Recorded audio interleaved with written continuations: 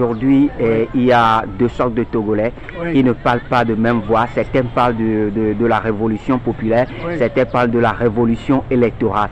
Aujourd'hui, qu'est-ce que le peuple togolais doit choisir?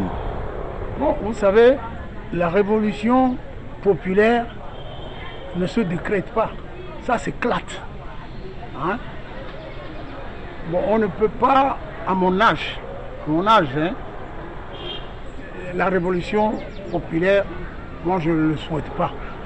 J'aurais souhaité quand même une compréhension hein, du pouvoir en place, vous voyez, pour amener à un changement, à un processus démocratique vraiment apaisé, de conciliation.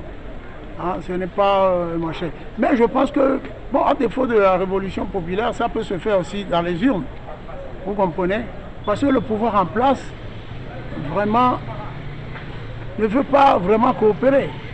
Mais si on n'arrive pas à faire la révolution populaire, puisqu'il revient à la population, ça on ne le dit pas, si le peuple togolais se soulève d'ici demain, ben, je pense pas, personne ne l'en voudra. Mais s'il ne se soulève pas et qu'on arrive au jour de l'élection, parce que le jour de l'élection, c'est une date constitutionnelle, n'est-ce pas?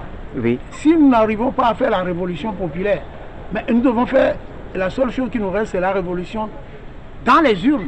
Et voilà, est-ce que la révolution dans les urnes, est-ce que les conditions sont aujourd'hui favorables pour le peuple togolais? Oui, dans ce cas, on ne peut pas dire que les machins sont favorables. Mais on ne sait jamais. Tous les jours pour le voleur, un seul jour pour le propriétaire. Si la date des élections arrive, et que nous restons à la maison, soit disant que bon, ils auraient déjà gagné ou volé les élections, quel argument nous aurons après?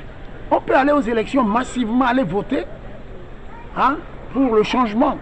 Et le pouvoir pourrait chercher encore à tripatouiller. Mais ça peut les amener, ça peut amener une révolution aussi en ce moment-là.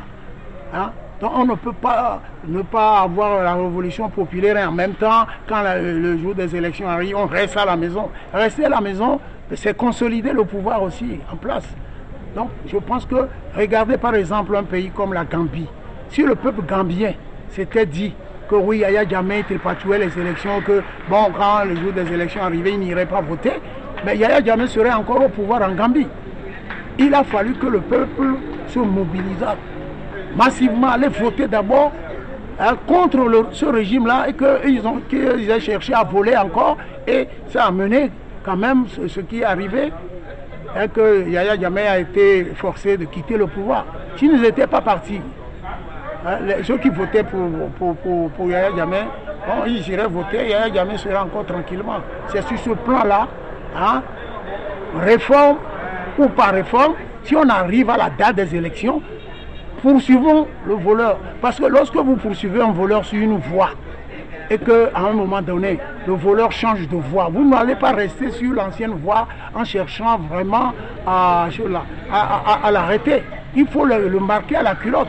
S'il part dans la voie des élections, allez le poursuivre là-bas. Peut-être vous avez deux probabilités. Soit vous pouvez l'arrêter ou ne pas l'arrêter. Mais si vous restez à la maison, vous dites là, donc c'est que déjà, le voleur, il a la voie libre.